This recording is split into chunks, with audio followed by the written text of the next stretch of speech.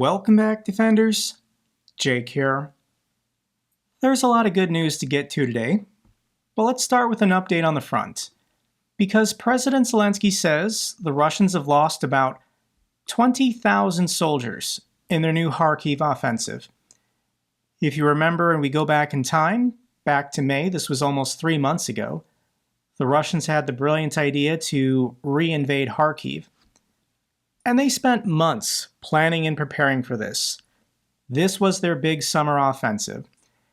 And even I don't think the Russians were serious about ever taking the city of Kharkiv, but this was Putin's stated objective, to get about 20 or 30 kilometers deep, get their territory out of Ukrainian artillery range, and put the city of Kharkiv in Russian artillery range, so they could just fire on the city every single day.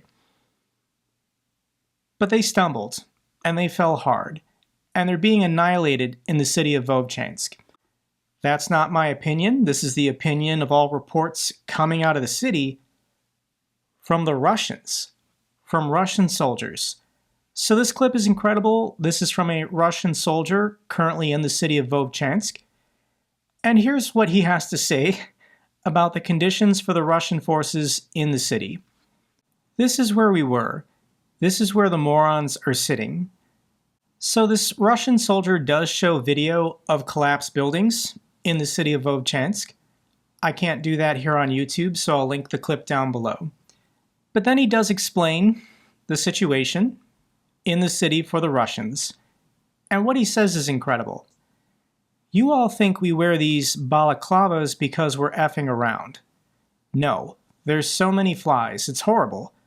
Corpse flies on your face, everywhere. F. It's so annoying, it's horrible. That's why we wear this stuff. I'm effing sick of the corpse smell too. There are dead bodies everywhere.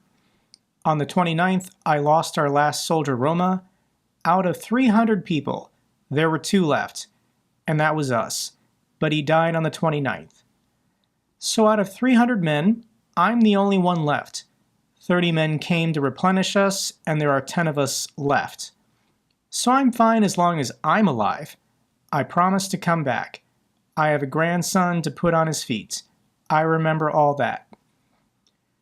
So out of a group of 300, this Russian man who's a grandfather is the only one left alive. Wow. Here's my weapon, here's my helmet. You don't have to say it twice, we don't give an F.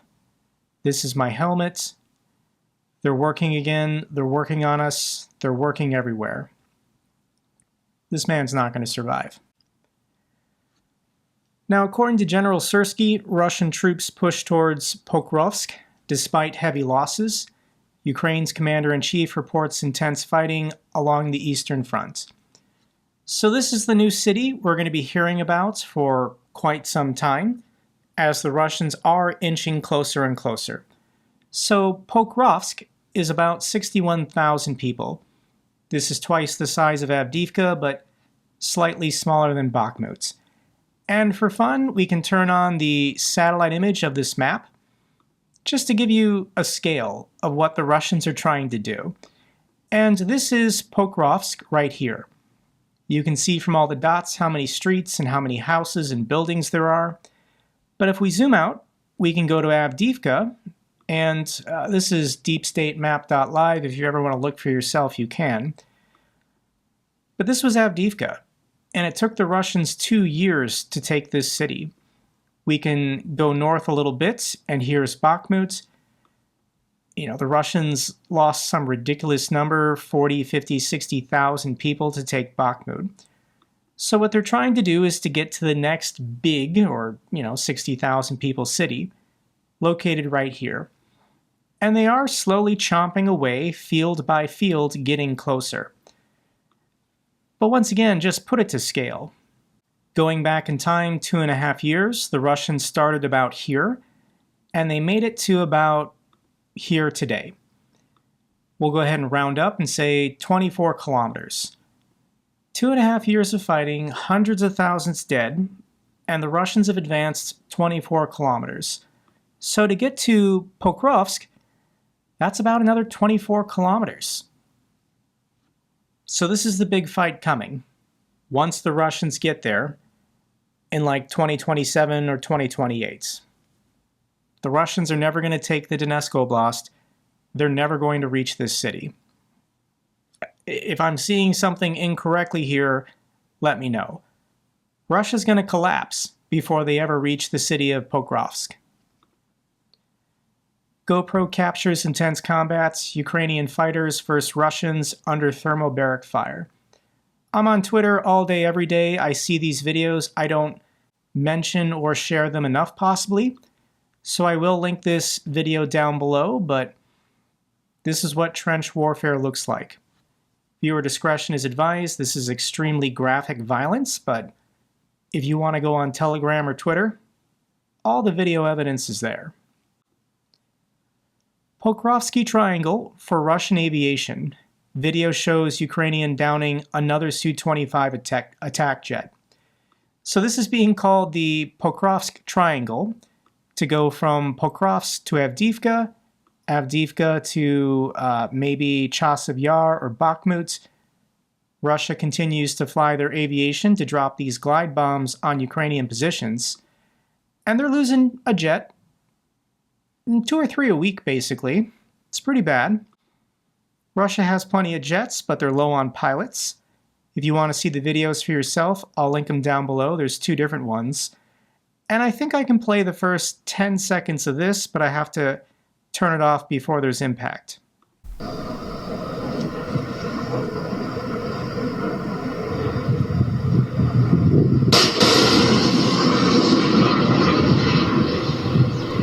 You can see in the distance 2 Russian Su-25s flying very low, and this Ukrainian unit gets one of them with a Stinger missile. Drones hit train ferry in Russia's Krasnodar Krai. This is a ferry used by the Russians to move transport railway wagons, motor vehicles, and containers for military purposes. Drones attack Russian oil refinery in Tuapse. Ukrainian intelligence launched a drone attack on the Tuapse oil refinery.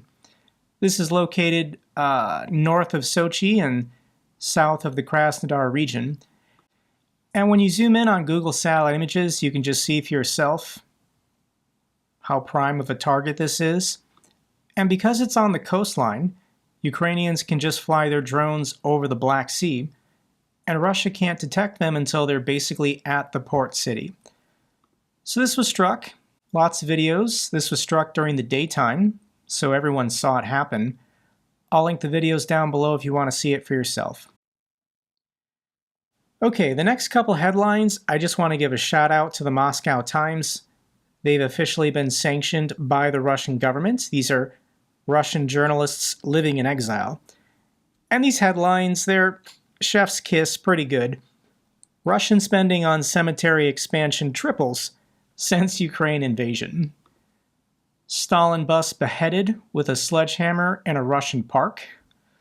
And I like this one. Liquor store in southern Russia explodes. A gas explosion ripped through storefronts in southern Russia's Krasnodar.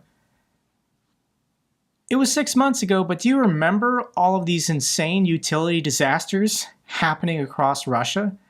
Pipes just bursting and people being without electricity and heat and running water.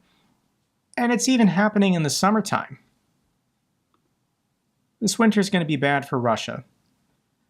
Thousands of Russians and Belarusians are barred from the Paris Olympics over espionage concerns. French authorities have conducted nearly 1 million background checks in preparation for the Paris Olympics, and they've rejected thousands of applicants from Russians and Belarusians because obviously there's going to be agitators, there's going to be spies trying to get into France, trying to get into the EU to do whatever they want to do. So awesome move from the French, barring these Russians and Belarusians from entering. Let's now move on to US politics, and in my opinion, it's all good news. World leaders pay tribute to Biden as he ends his re-election bid. This is crazy, as an American, for a sitting US president eligible to run for re-election choosing not to. Sure, you can make the argument he was pushed out by the party, but he's still the president. He's still the guy who got the delegates during the primaries, and if he wanted to stay, he could have stayed. So here's the statement from President Zelensky. Ukraine is grateful to President Biden for his unwavering support for Ukraine's fight for freedom, which, along with strong bipartisan support in the US, has been and continues to be critical. Many strong decisions have been made in recent years, and they will be remembered as bold steps taken by President Biden in response to challenging times, and we respect today's tough but strong decision. We will always be thankful for President Biden's leadership. He supported our country during the most dramatic moment in history, assisted us in preventing Putin from occupying our country, and has continued to support us throughout this terrible war. So what's the reaction from Putin? And we don't have anything specifically from Putin, but here's the parody account Darth Putin. And he says, "This is awkward. Russians will think a president can just retire. They might get ideas." Kremlin says they're watching the US election after Biden's exit, but are focused on the war in Ukraine. That's the Kremlin. But on Russian state TV, they can't help themselves. Worse than a monkey with a grenade, Russian state TV reacts to Biden's withdrawal and Harris's presidential bid. So of course, they're going to talk about US politics on Kremlin State TV. I think they are loving it at this point. But they seem concerned about their buddy Trump. And here's what they have to say about Vice President Kamala Harris now being the Democratic nominee. Well, the agenda has changed. Trump has no more Trump cards. Now he is the old candidate. The only old candidate. He ended up with no Trump cards. Previously, he could easily attack Biden's health. Now he has nothing to attack. More than that, attacking Biden at this point would be seen as inappropriate and rude. It's ugly according to our ethics, and even for Americans, where there's no ethics, even there it would look inappropriate. I actually agree with the Russians. Maga is still attacking Biden every day, and he's not running for re-election. There's no reason to talk about President Biden anymore, but they're still going to do it. Even there, it would look inappropriate. Now they have refocused on Harris, they are trying to attack her, but nothing will stick to her.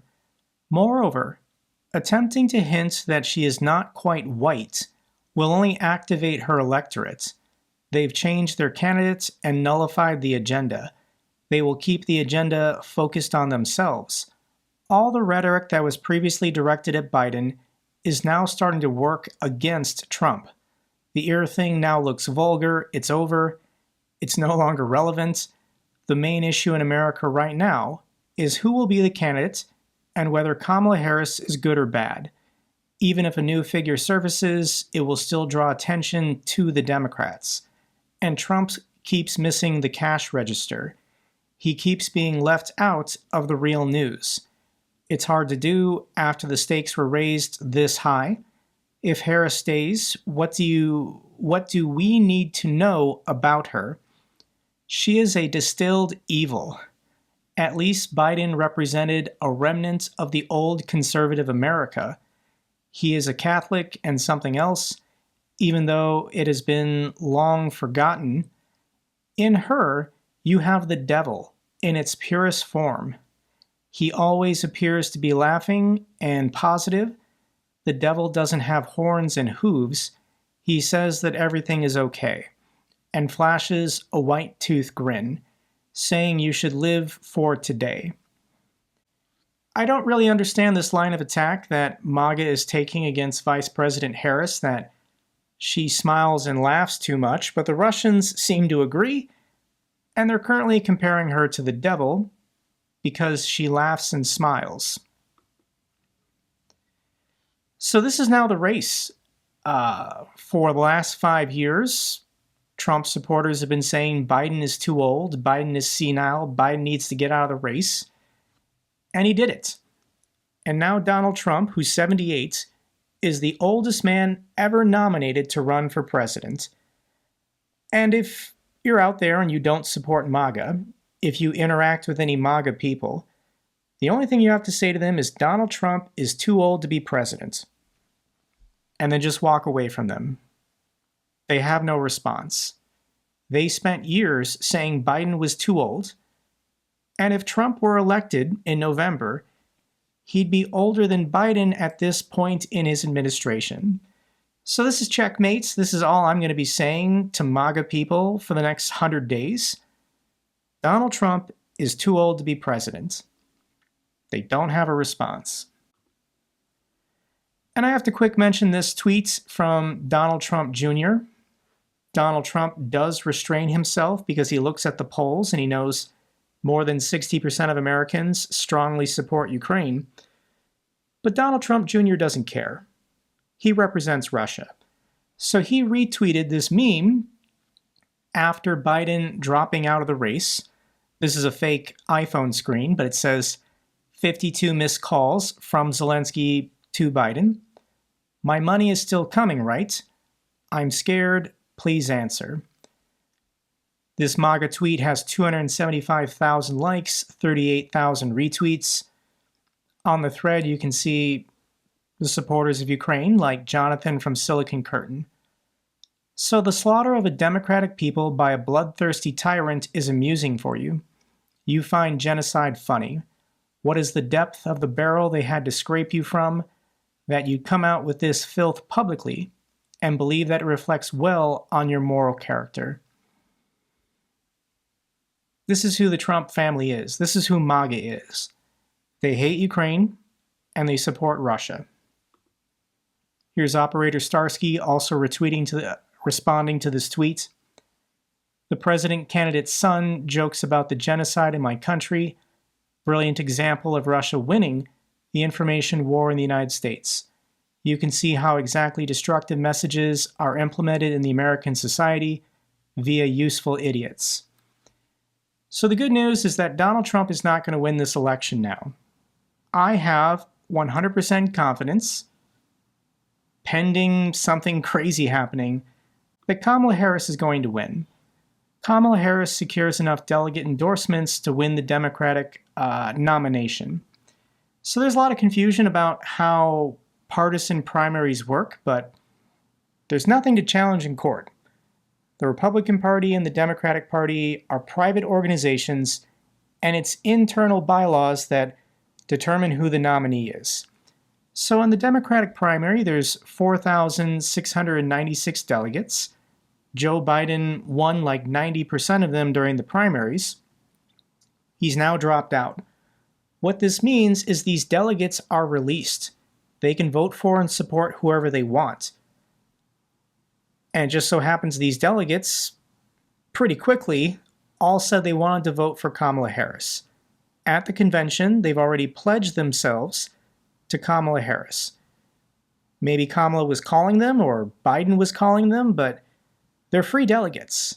They're freely choosing to vote for Kamala Harris at the convention next month. So she will be the nominee.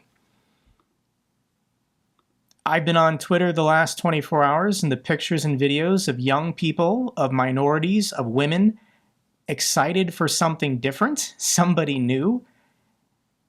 Everybody was saying, we don't want a rematch of Trump and Biden. And that's what President Biden just gave America. Something different. And people are excited. Harris donations top 100 million after Biden's exit. Within the first day of Biden announcing he's out and Harris announcing her presidential bid, $100 million came into her campaign from 888,000 Americans, with the average sum being about $200. Incredible. And we got our first poll since Biden officially dropped out. This is the latest national Reuters and Ipsos poll. Kamala Harris at 42%, Donald Trump at 38%, RFK Jr. at 8%. This is huge. So here's the current map, but the map doesn't make sense because this is an aggregate of average polls based on Biden versus Trump. So we need about 2 weeks for this to normalize. We got to get through Biden's speech happening tomorrow. Harris is going to pick a VP, and then the Democrats are going to have their convention August 19th through the 22nd. So the first week in September, we're going to know if Donald Trump is a real contender, if he has a shot of winning in November. But based on the last 24 hours, it's looking really good for the Democrats. It's really looking good for Kamala Harris. And if Harris wins in November and the Democrats hold the Senate and the House, military aid from the United States to Ukraine will continue for another year. It'll continue for another 2 years. And Russia's going to be in serious trouble. If Trump loses in November, Russia's going to have to get serious about negotiations because they have no shot, no hope of winning or even holding on to anything they've taken. This is huge, guys. Let's get to the good news for Ukraine. The third Patriot system has arrived from Germany. In total, Germany has donated 3 entire Patriot systems. Thank you so much to the German people. Bulgaria to donate surplus military equipment to Ukraine. Thank you so much to the people of Bulgaria. The Czech initiative to deliver 100,000 artillery shells by the end of the summer. So here's the delivery schedule anticipated. The Czech initiative is going to pledge 1.5 million artillery shells for Ukraine.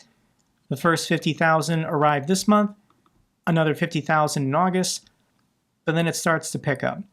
100K, 100K, 100K, and then this will continue for all of next year. Russia's screwed. Latvia is sending 500 more drones to Ukraine. Thank you so much to the people of Latvia. Final clip I have for you is from U.S. journalist in Ukraine, Zarina Zabriskie, and she's back in the city of Kherson. We don't mention the city of Kherson enough, but on the other side of the river, the Russians just shell this city every day, destroying whatever building they can destroy. Here's a report on the ground from Zarina. This is the central street of Kherson. You see classic architecture, and this used to be a college. That happened in July. This used to be Cafe Summer, Lito. A lovely little place. Это было сердце города.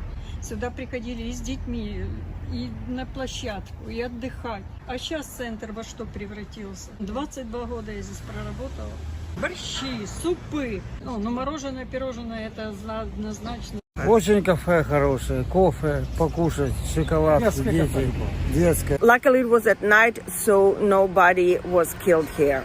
Behind me is a building that was hit 3 times since we have left in late April. This is a school. That was an MLRS attack, grads and shells. This is a different part of town. Behind me is a high-rise, also hit around the same time this month. This is very recent. That dark spot on the wall, that's where a drone hit the wall. And then it ricocheted here. See, hit the pole. This green gate is where a neighbor of my friend was killed. The car hit. That was a shell. This is also Grad MLRS system and artillery shells. Pretty much every private house on the street was struck or damaged. The attacks continues. Last night there was an attack and hit from the drone very close to here as well. The Russians will be defeated. Kherson will be rebuilt. That's all for this update video. Glory to Ukraine, glory to the heroes. If you found this video informative, give me a thumbs up. Best way to support the channel. Comments and questions, let me know down below. I love hearing from you guys. Till the next video, keep defending the truth, keep defending democracy.